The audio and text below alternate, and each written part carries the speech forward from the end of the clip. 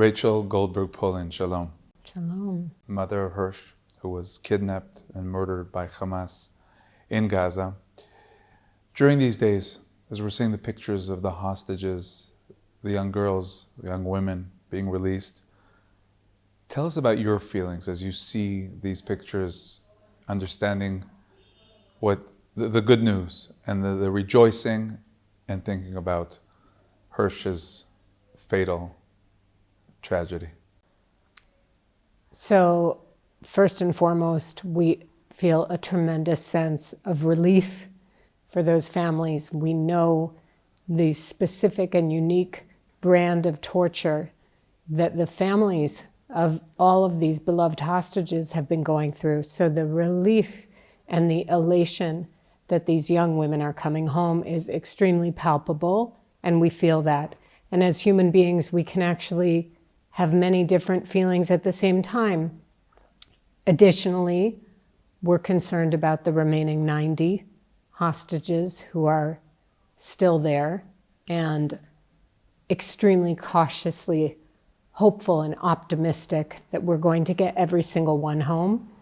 And at the same time, we're in the very, very beginning of the journey of how we live the rest of our lives, with a dagger sticking out of our heart from the grieving and yearning and mourning and missing that we feel for Hirsch. I understand that it's hard for you to watch the videos, right? To watch the documentations of the release. All of news for the last 479 days has been hard for us. So for me personally, different people have different reactions or needs for seeing news and images, whether they're good or bad images.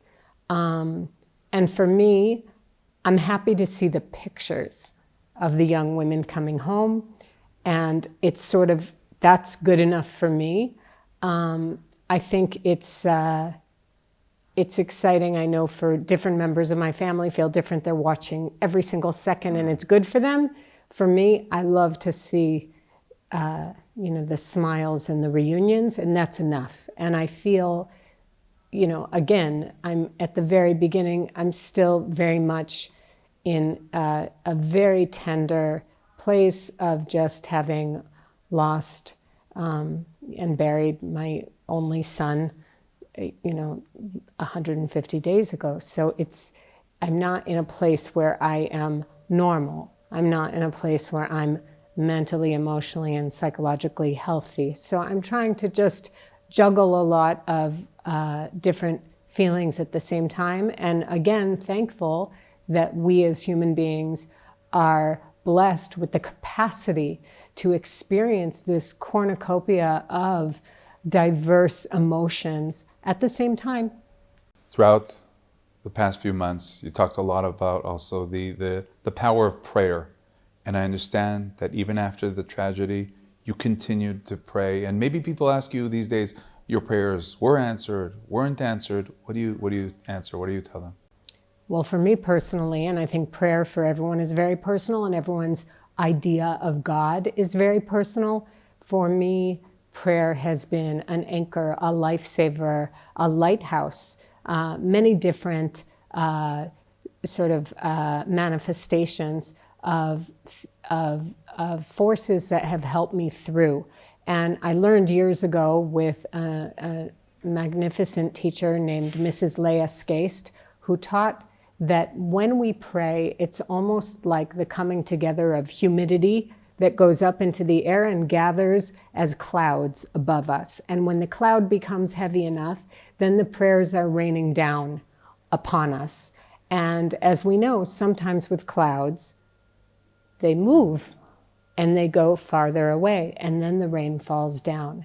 And I personally believe that all of the millions and millions of prayers that have been said in these 479 days, whether they were for specific hostages or for all the hostages or for the soldiers, for Am Yisrael, that those tefillot went up, and the culmination of them we now see is beginning to come down, but it's on us to continue until we get every single one home, every single one of the 90, and all of our soldiers come home safely. So our work is not done.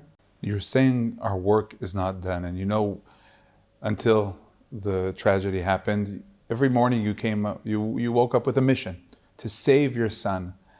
And then suddenly after what happened, maybe it was a question, what is our mission? But despite that, despite the end of his story, you're continuing. You're continuing, you have the number written on your shirt, you're continuing. Was that a decision, or was that obvious for you? For us, it felt very obvious. We, of course, needed time to deal with this horrific blow that is unimaginable. And, well, I would actually say it is imaginable, and it is every parent's worst nightmare. And we get this horrific news, and we had gotten it at the end of 330 days of extreme psychic, emotional, psychological, and physical torture of us knowing that he was in an excruciating situation. And then we received this blow. But our mission had always been to bring Hirsch and the hostages home. And so after Shiva and even during Shloshim, by the end of Shloshim, we said, we still have 101 people there. And that has been, so nothing from that angle, nothing has changed. We continue every single day. We work every single day until we can get these people home. You know, as we see the pictures of the hostages being released, some are impressed by the fact that they look well, they're healthy, they're smiling. We know, of course, a lot of that is a show, is a display from Hamas.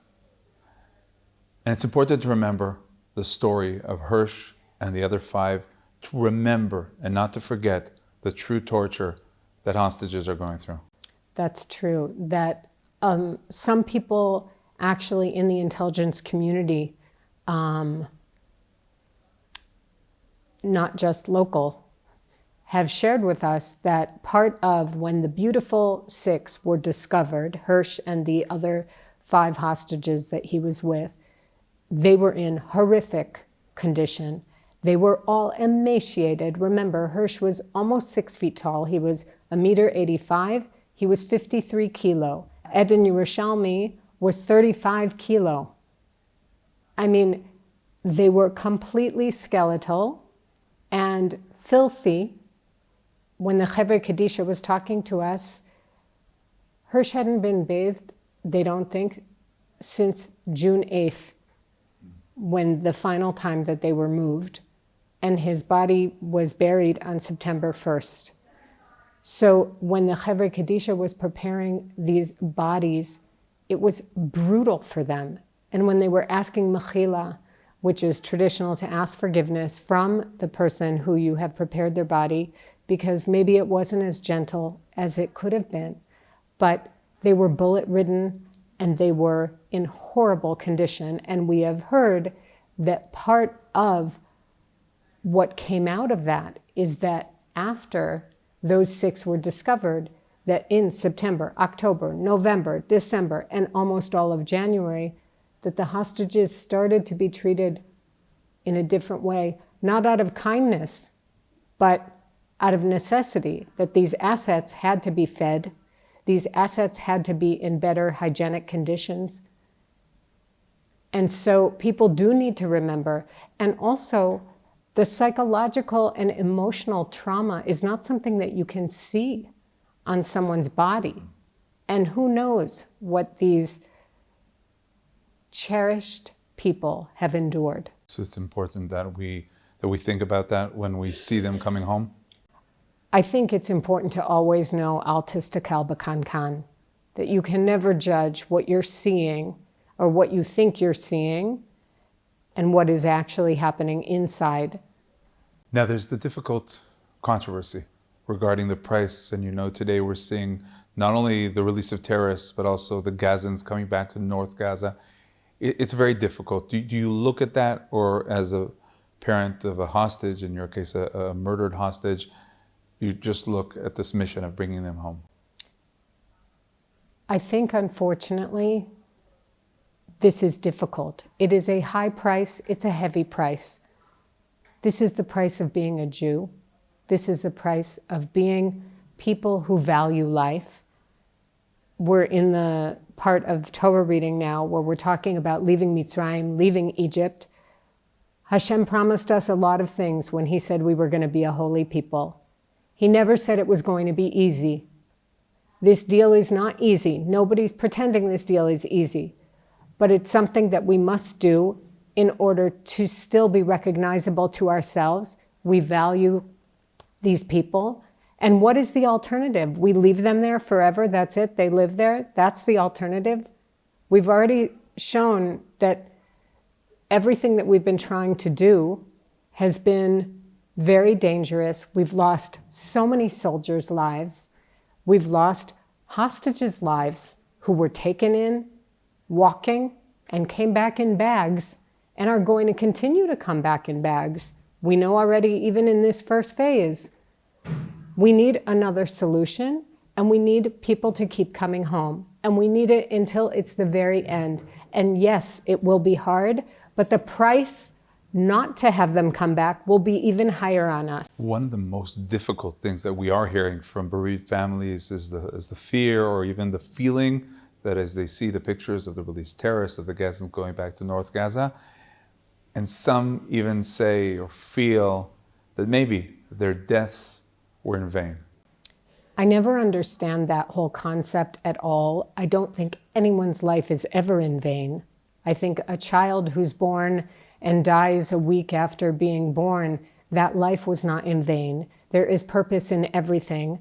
I commend and I am so grateful to, and I feel so blessed that we have these incredible soldiers who are there giving their all for the purpose of freeing their brethren, these hostages, and anyone who it is obviously gut-wrenching to lose a child in any way, especially these brave soldiers who are trying so hard to free our people.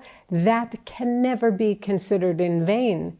It's insulting to even insinuate that that could be in vain. And I would actually say that continuing, instead of doing a deal that we know will bring home our people, hence stop sending our soldiers there to die when it isn't necessary. We can stop this diplomatically. Yes, it's painful. It's also painful to lose our people. One of the most powerful quotes from your words at the funeral were, of course, when you said to Hirsch, finally, finally, finally, you're free. Is that something that you still feel today, or was it maybe something too difficult now? How do you look at that quote that came out of you so naturally then? I do feel that. I obviously wish that he were free in my house, free to be meeting with you right now. But I do feel that his life was such that I wasn't privileged to have him for longer. And I do feel that he is, especially what we know about his personal captivity and the captivity of the holy 5 others he was with, that I was so relieved that he wasn't enduring that, even though obviously, as any parent, I would rather have him be in this world rather than in the world to come.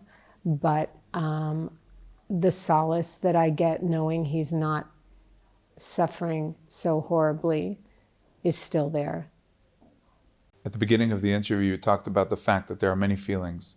Does it surprise you even, the fact that inside Rachel there is this some sort of happiness and this pain, and that it can live together? It's not so surprising as much as I'm so thankful that it's possible, because we don't have to label that we feel one thing. So many people keep writing to me, you must feel so blank, and they write whatever it is that they're feeling and they project it onto me. And I think, first of all, please don't tell me what I must feel. That's a big thing that I've talked with a lot of other mishpachot shakulot.